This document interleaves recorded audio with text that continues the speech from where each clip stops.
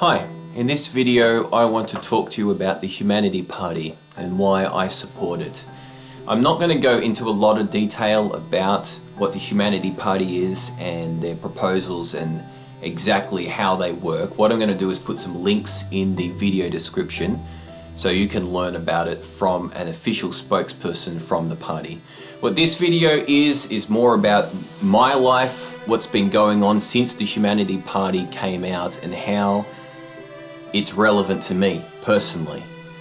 Why I'm so passionate about the Humanity Party and why I wish more people would actually research it and find out what it's about. Because what I will say is the Humanity Party is a worldwide political movement. You can actually vote for the Humanity Party no matter what country you're in. The proposals will work anywhere in the world. And at the core of what that party is about is not only the belief that all people should have the basic necessities provided for free, but there is actually a real workable economic solution to make that possible. And it's not anything that's ever been done before. When people take a glance at it, they often think that it's like communist, or it's going to be raising taxes, it's going to be taking from the rich and giving to the poor. It's none of those things. You really need to actually research this to figure out how it works. But basically, every person on the planet right now could, if these proposals were put in place, could be receiving free healthy food, basic clothing for free, free education, free rent for basic housing, and free healthcare. And all of those things can actually be available to every person on this planet at no cost with these solutions. As incredible as that sounds, if you can just suspend your disbelief for long enough to actually check out the links in this video and learn how it can be done, it really can actually be done. And there's a lot of people who've looked at these things, studied them inside and out, including myself, tried to poke holes in them. I don't think anybody has tried more than me to poke a hole in this thing. It really is a flawless plan. There's even $100,000 up for grabs for the first person that could actually come up with a legitimate reason why it wouldn't work, and nobody yet has been able to do it. Now, if you think you can, hey, let me know. Put a comment in this video. Tell me what the problem is, because I would love to get that $100,000. But anyways, that's basically what it's about. And this party was kind of launched around the beginning of 2015. At that time, I was running a music studio, my own business. It was about 1.5 years old, so not very, had been around for long. It takes about 3 years to actually get a business up and going. So I was still in the very early stages. There's a lot of work to do, and I got to a point where I realized I was not going to be able to make a living from that studio. I was living in the country with my parents. Before that, I was a full-time student, and before that was when I was doing, I was a missionary / actor, living off $20 a week. So, I just had to make do, and my parents let me turn one of the spare rooms in their house into a music studio. And things were starting to work, but I needed another source of income, so I started a second business, which was a mobile DJ business. I'd done that before in my early 20s, and I decided to start doing that again. So I'm running two businesses at once. 1.5 years old business, and I was 6 months into getting my DJ business up and going.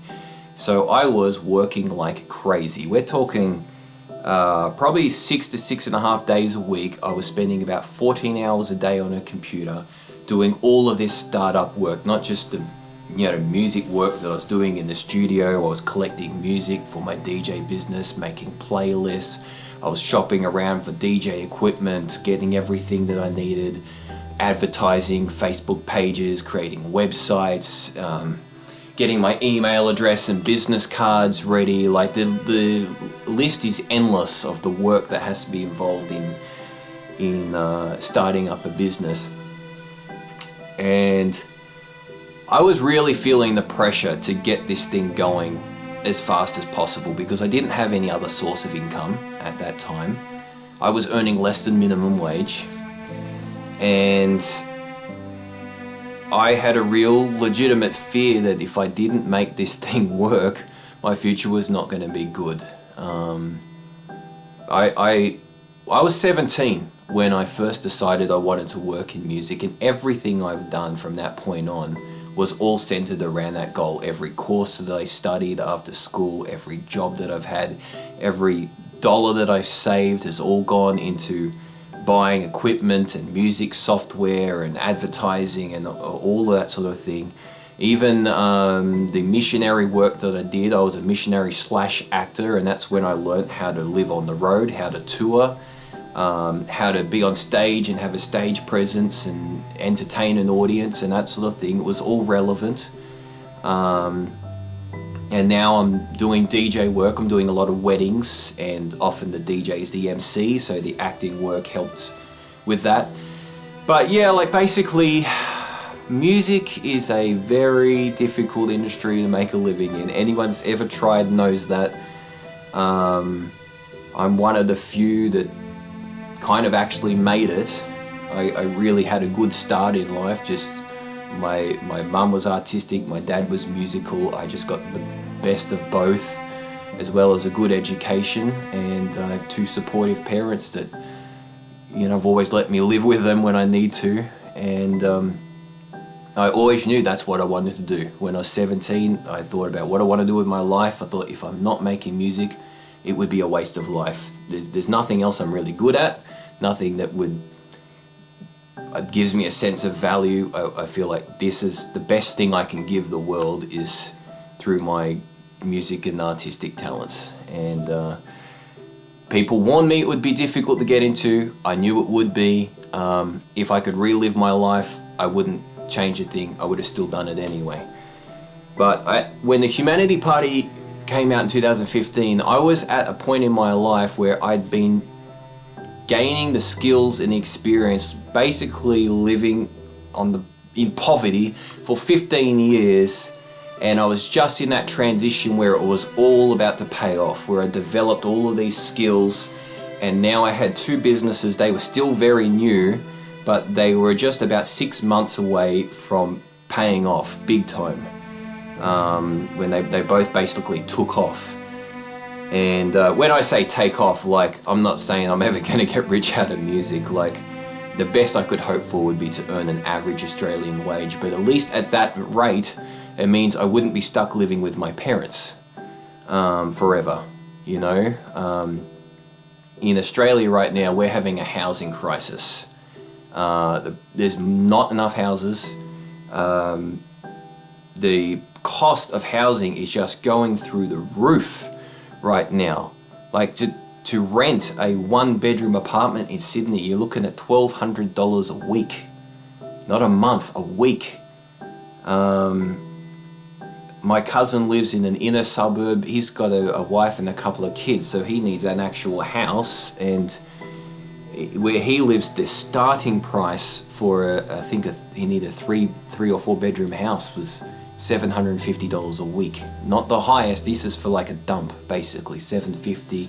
Even where I live in the country area, about an hour and a half out of Sydney, it's still $550 per week to rent a house out here. And in 2015, I wasn't even earning that much. I remember a little while earlier seeing a television show, like a news show, where they were talking about how difficult it is to live in Australia on minimum wage. And they had all these minimum wage earners talking about how they can't afford the rent and all of that. And my parents were watching it. I went out to see what was going on. I said, "Oh, did they say what is the minimum wage for a full-time worker?" About $600 a week. And I just had to laugh. I said, "I'm almost there. I'm almost earning minimum wage." Like, most of my life I've earned either minimum wage or less. But I got paid in experience, though. That's the thing. I got paid in experience. It was all about the long-term goal, that one day I'd make a living out of music. And 2015 is when it all came together. That should have been the best year of my life. That should have been the year when I really didn't need the Humanity Party, where everything just came together. But unfortunately, what happened was in March of that year, just a couple of months after Humanity Party came out, I developed repetitive strain injury. It was probably bound to happen, but I was just up late, 2 a.m., 3 a.m. working on my DJ playlists, and didn't take as many breaks as I normally would, and all of a sudden I just had this really sharp pain in my wrists, both of them. I'm like, ow, that hurts. Oh crap, I've given myself repetitive strain injury, and everything just went downhill from there. Once you get that condition, it is really hard to get rid of. I'm not sure I've ever met anyone that got it and actually fully recovered. Very, very few people know of a solution for it. And, what do you do at that point? Like, I had to either quit my job after all of that work trying to get it up and going, or I just pushed through it. And, basically, within a couple of months of getting that injury, that's when the fruit of my labor started coming. I started having customers coming left and right wanting me to do work for them. Both businesses just boomed right at the same time. And it was like excellent and really bad at the same time, because I was like, finally, I've made it. I'm actually at a place where I can earn an average wage. That means when my parents get a little older and they sell this house and they move to a nursing home, I'm not going to end up on the street. I'll be able to rent. With the amount of money I'm earning, I can rent and I can buy my food, and I'll just keep doing that. And it's okay, because I would do this job even if I didn't get paid. I enjoy it that much. But in this world, unfortunately, you have to make money. And if the Humanity Party's proposals were in place already at that time, I never would have had so much pressure to be working so hard. I wouldn't have had that fear that if I don't get this thing going now, I've got to get it as fast as I can, because, if not, I might end up on the street, and, well, with the Humanity Party, the proposals are there, they're in place, it works. So every person, you can live in your own big mansion if you want to, if you got the money for that, but as a bare minimum, you're not going to end up on the street, because the money is there to pay for every person to have basic housing. It's nothing fancy, but it's good enough for me. I don't care. It's never been my desire to be rich, to own a big house. I don't even want to own a house. I don't want that responsibility. I just want to be able to live. I just want to be able to live and make music. That's, it's all I've ever wanted.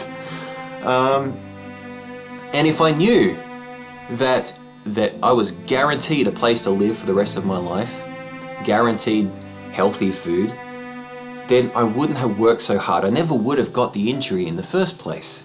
It didn't need to happen, But because of society and economics, and that's the way it is, that's what happened. And you've either got to own your own house, or you've got to be earning enough money every week to be able to rent. Owning my own house is not an option in Australia. With the housing crisis, overseas investors buying up property, the average house price in Sydney right now is $1.2 million. That's not the most expensive house, that's the average. And the average house is doubling in value every 10 years. So it doesn't take a genius to figure out the mathematics on that. If the prices are going up faster than I have the ability to earn money, I'm never going to own a house here. It's just not possible. I wasn't earning enough even to take out a bank loan. And, but I could have got to a point where I could have at least been earning enough to pay rent. But then I got the RSI, and as soon as I got that, I couldn't be doing 14 hours a day on a computer anymore, which is what I was having to do just to maintain, an average level of income. And 14 hours went down to 6, down to 5, down to 4, down to 3. Eventually, I was struggling to do 1 hour work a day. I had so much pain, I couldn't even use a pen, and just writing was causing me pain. So I didn't have the option even to quit my job and do something else. Oh boy. And I was, for the first 3 months I was in denial. I thought it's going to get better. This isn't going to last, it's going to get better. And after 3 months, when winter came and the cold really makes the RSI sore, every single day you've got that pain. Every time you try to type an email or do anything, you've got that pain. And that's when the depression set in. And that's when I realized I had really screwed up my life. Because it's all I ever wanted to do. I put all of my eggs in that basket. I couldn't go back to even working at McDonald's anymore with the injury that I had. And I started this journey when I was 17. I'm 32 at that point, maybe 32 and a half, 15 years of sacrifice, of living below minimum wage. Every cent that I saved, I put into that. When I was a missionary, I was living off $20 a week for 5.5 years, and I'm such an expert at being frugal, I actually managed to do that. At the end of that period, I had the exact same amount of money in the bank as I did at the start. Many, many years of being a full-time student, doing an advanced diploma in sound production, studying music business and other courses that I did. And just when I was about to make it, it was all over. I realized I'd probably never be able to write another song. I'm not going to be able to continue the business. I'm just going to have to quit and go on disability. And there was about a 6-month period there. I haven't told anyone this before, but the truth is, for 6 months, there was not a day that went by that I didn't think about whether I should just kill myself. There did not seem to be any point living after that. What future do you have when you can't even pick up a pen and write?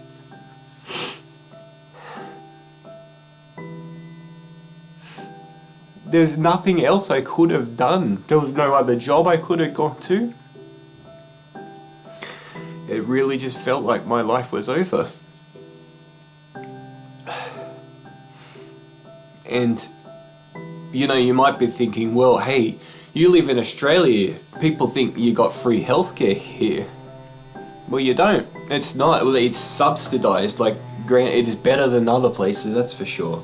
I know it's better than America. At least our government, you know, pays like 1/3 if you go and see a specialist or something. But, you know, I can see a doctor for free.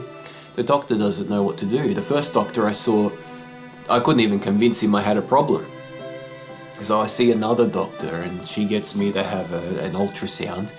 The thing with repetitive strain injury is none of the scans show anything wrong. I had an ultrasound, an X-ray, eventually an MRI, and they don't show anything wrong. So the doctor refers me to a physiotherapist. I'm paying about $100 a session to see a physiotherapist for week after week after week, and she tries everything she knows, stretches, exercises, a TENS machine, massage and all of that. Didn't make a bit of difference. She eventually gave up and refers me to a wrist surgeon. So okay, I go off to see a wrist surgeon. There's another $300 just to have the wrist surgeon spend 5 minutes. He looks at the scans and says, according to the scans, there's nothing wrong. I can't do anything for you. I'm like, okay, so you can't help me, but I still got to pay you $300, right, for not helping? Yeah, of course I do. Like, you know, if my customers come to me and I can't help them, I don't get paid. I said, well, is there any advice you can give me? Anything. I'm paying you $300. What can you tell me? And the only advice he could give me is find out what's making the injury worse and stop doing that thing. I'm like, well, yeah, okay, so that means I've got to quit my job. And he's like, yeah, well, maybe that's what you need to do. I'm like, okay, well, how am I going to pay you $300 if I quit my job, you know? So then I go and see an osteopath. The osteopath tells me, yes, I see people with your condition all the time, I can treat it. So there we go, another $100, $100. Several sessions with the osteopath. Eventually she gives up as well. So nothing is helping. I tried acupuncture. I spent thousands of dollars. I bought massage machines. I tried laser therapy. It's weird, like, so many people have this condition and no one really seems to know the solution for it. But hey, at least if the Humanity Party had been in place, healthcare would have been free. First of all, I would have been able to go and see some specialists much earlier on instead of just hoping the condition would get better by itself. And I could have seen as many specialists as I needed to until I find someone that can actually help. But I was running out of money. I didn't want to spend everything I'd ever earned going to people that are going to charge me $300 for 5 minutes of their time just to tell me there's nothing they can do. So I stopped doing that, you know. I eventually started paying some unemployed friends to come and help me, use a keyboard and mouse for me just so I could keep things going. Which, you know, it's not ideal. I wasn't earning that much in the first place, and now I'm spending half of my money having someone else help me with it, who's never sacrificed nearly as much as I did to try to be able to do that kind of work. But, you know, I just found creative ways to keep going, and now I'm still here. But I've still got the injury, by the way. You might have actually noticed I'm wearing like tape on my arms. This just helps me. I wear this like 24/7 just so I can get through life with a little bit less pain. I am this year, 2017, starting to get a little bit better. Only because I had the opportunity to ask the spokesperson for the Humanity Party if he knew how to heal repetitive strain injury, and he actually told me you need to change your diet, which is not something that any doctor or specialist had ever even said anything remotely like that to me before. So that's what I did for the last 5 months, and I'm slowly but surely getting better. But I've had this now for over 2.5 years, so it's not going to get better anytime soon. But during that time, like, gosh, I didn't know what on earth I was going to do in the future.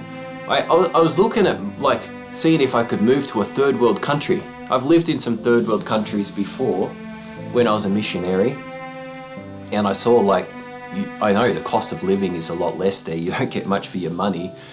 But I knew there's no way I could live in Australia for the rest of my life. Like, even if I went on disability, I don't know exactly what you get, but I know when I was a student, it was like about $200 a week or something. And if you got to pay $550 rent, how are you going to live off $200? That doesn't cover your food or anything. So I could have moved to like the Philippines or something and just lived off the money I had saved up over there. But, you know, every country's got these silly visa restrictions. You have to have a job there, or you got to have a certain qualification to be able to live in a certain country. Like, it shouldn't be like that. This is another thing that the Humanity Party solves, like the immigration issue. But everybody has buying power. Everybody has a card that they can use to buy their necessities of life. Countries like the Philippines should want me to go there and spend my money there. You know, I could live even in Arizona. That's where I'd really like to live. The cost of living there is just so much less than Australia.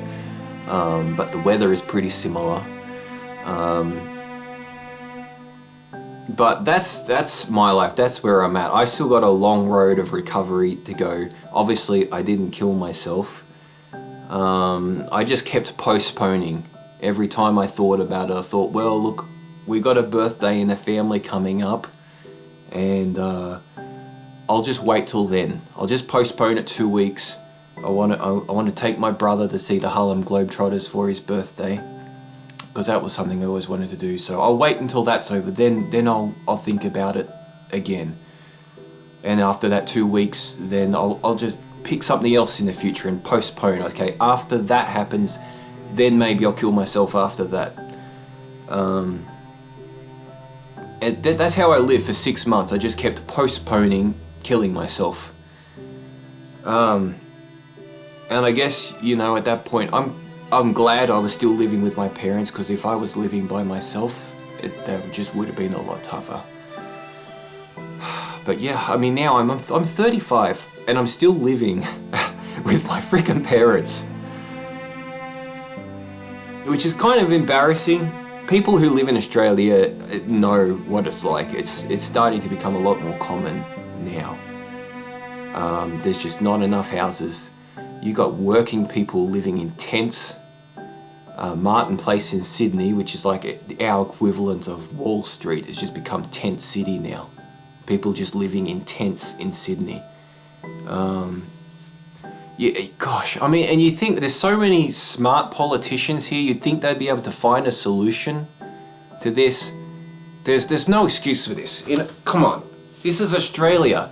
We've got more land here than any country in the world. It's the least densely populated country. We've got the same amount of land as the entire continent of Europe, which is about the same as the lower 48 states of the United States. And yet, just Germany, one country in Europe, just one country has 3 times as many people as Australia. They all have houses. Why? Yet 50% of Australians will never earn enough money in their entire life to even own just a quarter of an acre of land. It's just freaking ridiculous. Why are the prices so high? They don't need to be. And none of our politicians can find a solution to this. The Humanity Party already has the solutions. They're already there for everything, for housing, for food, for education, for health care, for clothing, how to solve the black market problems, child prostitution, terrorism, all of the social and political issues that we have, political corruption, the unjust court systems. If you go to humanityparty.com and you look at the proposed constitution that they have, it would work for the United States or worldwide. Either way, it would work. And all it would take is for people to actually read that thing, recognize that it would actually work, and then vote for it in your next election, instead of voting for Liberal or Labor or Republican or Democrat or whatever political party is out there that obviously don't have any solutions. You just vote for the Humanity Party and send that message, this is what we want. No one has ever been able to find a fault in that plan. People are just too apathetic and just assume, oh, it can't work, politics don't work. No, they're not working. We agree on that, but this would. So check it out. The thing is, yeah, sometimes the bottom just falls out of life. That's what's happened for me lately. It's not the first time I've gone through rough times. But the truth is, there's a lot of people out there, I would say most people, are worse off than me. I've lived in Indonesia, I've lived in the Philippines, I've been to places in the Philippines that are so freaking poor. These people living beside train tracks, 16 family members all sharing a house, sleeping on the floor in a house with no toilet. And it's like the entire village is like that. Where the train track goes over the creek or the river, I can't remember, it was probably a river, right? And when you walk along that bridge, you'll see all these people in the village squatting on the edge of the bridge in public, wide open, taking a crap in the river because they don't have toilets. And that's just the norm there. You walk down the bridge, you just give them their privacy and you just don't look, because these people are so poor they don't even have a toilet. I have no illusion that my life is not the worst. Heck, at least I had the opportunity to try. I got a free education. Australia's at least got that right. I got 2 supportive parents. that are letting me live here as long as I need to, but it's not going to last forever. Eventually I've got to try to make something work, and it would be working right now if I didn't have the injury, if I didn't let the pressure get to me. If you check out the links under this video, you will see that the people who've come up with this Humanity Party solution really do know what they're talking about. They really do. And if you honestly think you can find a hole in that plan, there is a blog talk where you can call up and challenge it, or leave a comment under this video and I'll do it, because like I said before, there's $100,000 up for grabs for the first person that can find a fault in it, and I could really use that money, so let me know. But I know you won't. You know, people have tried. It just doesn't exist. We need the Humanity Party in place. This world is falling apart at the seams. We've got terrorism going crazy for a lot of the same reasons. That hopelessness, that people just cannot make a living. And that it's all because of political reasons. Because what we have in the world politically is not working, and people are trying to send that message through our thick skulls. Hello people, this is not working. If you're not going to listen, I'm going to blow up a school bus. Maybe then you'll get the message. We got to get the message, and we got to do something. That is why I support the Humanity Party. Now I'm going to let you listen to a small part of one of my songs that I've written, just so you can get an idea of what I'm passionate about and why I like doing this. And hopefully, if I can get my repetitive strain injury well enough in the future, there might be more songs like this to come. And there we go. Vote for the Humanity Party. No one else has the solutions. Thanks for listening.